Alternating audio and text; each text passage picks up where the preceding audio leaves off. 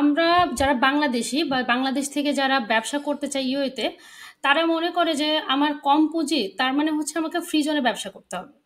তো এই বিষয়টা নিয়ে আপনি কি সাজেশন দেবেন? ধন্যবাদ শিলা। আপনার প্রশ্নটা যেটা খুবই চমৎকার একটি প্রশ্ন আসলে। এরকম অনেকের ভেতরেই কাজ করে আসলে কম পুঁজি দিয়ে কিভাবে ব্যবসা করা যায়। আসলে কম পুঁজি বলতে আমরা যদি বুঝে থাকি তাহলে সেটা ক্যাপিটালকে বোঝায়, অর্থাৎ কম খরচ করে আমি ব্যবসা করব। জি স্যার। প্রথম কথা হচ্ছে যে আ কম বলতে আসলে কতটুকু বোঝাচ্ছেন? এটা ব্যক্তির উপর ডিপেন্ড করে, তাই না? কারো কাছে হয়তো ৳১,০০,০০,০০০ কম মনে হতে পারে, কারো কাছে আবার ৫,০০০ দিরহামও বেশি মনে হতে পারে। তা আসলে এই প্রশ্নটা তো আ ঠিক কনক্রিট না। কম বলতে কতটুকু কম বোঝানো হচ্ছে? এটা তো আসলে বোঝা যাচ্ছে না। আচ্ছা, তবে একটা আনুমানিক ধারণা দেয়া যেতে পারে, এই দেশে যদি কেউ সার্ভিস ওরিয়েন্টেড বিজনেস করতে চান, শুরু করতে চান, যেটার পণ্য নিয়ে না, তাহলে আমার মতে মিনিমাম ১,০০,০০০ দিরহাম নিয়ে শুরু করা উচিত। এটা মিনিমাম। আর যদি প্রোডাক্ট ওরিয়েন্টেড বিজনেস করতে চান, ভেদে ভিন্নতা থাকতে পারে, তাহলে সেই ক্ষেত্রে আপনার ১,০০,০০০ দিরহাম নিয়ে বিজনেস শুরু করা উচিত বলে আমি মনে করি। এখন অনেকে আমার সাথে দ্বিমত হতে পারেন, এটা নিতান্তই আমার ব্যক্তিগত ওপিনিয়ন। দ্বিমত করতে পারেন, সেটা আপনার বিষয়। এক্ষেত্রে শ্রদ্ধার সাথে আমি আপনাদের দ্বিমতকে অ্যাকসেপ্ট করব। বাট আমার যেটা মনে হয়েছে যে সার্ভিস ওরিয়েন্টেড বিজনেস একদম শুরু করার জন্য আপনাকে ১,০০,০০০ দিরহাম নিয়ে শুরু করা উচিত।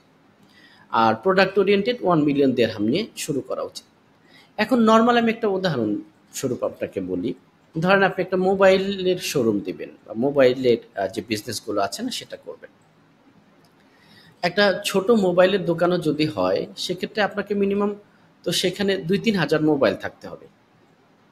আপনি যদি ১,০০০ মোবাইল নিয়েও শুরু করেন বা ৫০০ মোবাইল নিয়েও যদি শুরু করেন, মোবাইলের যে দাম একটা আইফোনের দাম ৭,০০০ হতে পারে। আপনি তো একটা আইফোন নিয়ে শুরু করবেন না। আপনার মিনিমাম ৫-৭ টা আইফোন থাকতে হবে। তো আপনি যদি ১০ টা আইফোন থাকে আপনার, তাই তো আপনার ৭০,০০০ দিরহাম চলে গেল বা ৫০,০০০ দিরহাম চলে গেল। তাহলে সেই ক্ষেত্রে আপনি যদি ১০০, ২০০, ৩০০ মোবাইল নিয়েও শুরু করতে চান, তাহলে এভারেজে যদি মোবাইলের দাম ২,০০০, নতুন মোবাইলগুলো ২,০০০, ৩,০০০, ৫,০০০ করে হয়, তাহলে আপনার কত পরিমাণ ক্যাপিটাল নিয়ে শুরু করতে হবে আপনি বুঝতে পারছেন, শুধু প্রোডাক্টের পেছনে। তারপর তো অন্যান্য বিষয়গুলো আছেই। এই জন্য প্রোডাক্ট ওরিয়েন্টেড আমার মতো ১,০০,০০০ এর নিচে শুরু করা উচিত না। এটা দিয়ে শুরু করা উচিত। আর সার্ভিস ওরিয়েন্টেড আপনার শুরু করতে পারেন হচ্ছে 100,000 দিয়ে। এর মাঝখানে তো আরো বেশ কিছু বিষয় থাকবে। আপনারা কোথায় করতে চাচ্ছেন। আরেকটা ব্যাপার থাকতে পারে, সাজেশন, যদি কেউ ক্যাপিটালের ক্রাইসিস থাকে, তাহলে আপনারা অনলাইনে বিজনেস করতে পারেন। আপনারা অনলাইনে ই-কমার্সের বিজনেসগুলো করতে পারেন। এটা আপনার জন্য ফলপ্রসূ হবে, বিকজ সেই ক্ষেত্রে আপনার যে আ অফিসের খরচটা সেটা আপনার থাকবে না।